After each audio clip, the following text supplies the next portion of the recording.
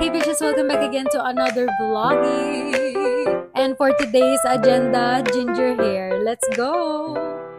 Hi bitches! So for today's vloggy, ayan mag-voiceover tayo kasi trinay kung walang voiceover, medyo boring siya. So ayan, magsasalita na lang ako. So today, sasamahan niyo kung to pa rin ng aking ginger hair fantasy. Wow! Pero alam niyo, ang tagal ko na itong pinag-iisipan, last month pa, but today is the day. Gawin na natin siya para hindi na ako mag-isip. Ayoko na mag-overthink. By the way, I'm here sa David Salon, Gagalangin branch sa Tondo, and here is my color pick. O diba, ang tapang copper. Pero no hair consultation, okay naman daw. Kaya rin naman daw ng hair ko as per stylist. So Gina talaga to, wala nang atrasan, and ayan, binibleach na yung hair ko. And actually, isang bleach lang naman yung gagawin to achieve the color, so hindi na ako masyadong nag-worry. And also, maalam din talaga yung mga hairstylist dito, so hindi nila hayaang masira yung hair mo. Okay, so after bleaching, ayan, pinatungan na ng main hair color. And honestly, mga bishes ko, medyo may sakit na siya sa anit kasi ayan, hanggang roots na yung hair color. Pero tolerable, siguro I'll rate the pain 3.5 out of 5 ganun. Okay, so after banlawan, alam nyo ba, kinabahan ako sa part na yun kasi parang hindi ko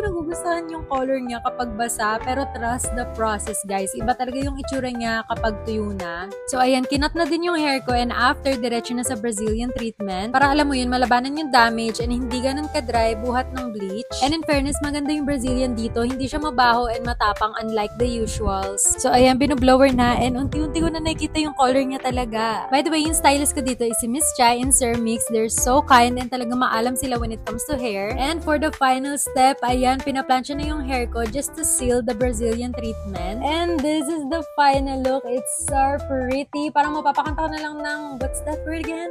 Feet. Charot, Ariel. But kidding aside, sobrang nagustuhan ko yung outcome. Thank you so much, David Salon, Gagalangin. And sa mag-aas, ito yung rates nila. Bye!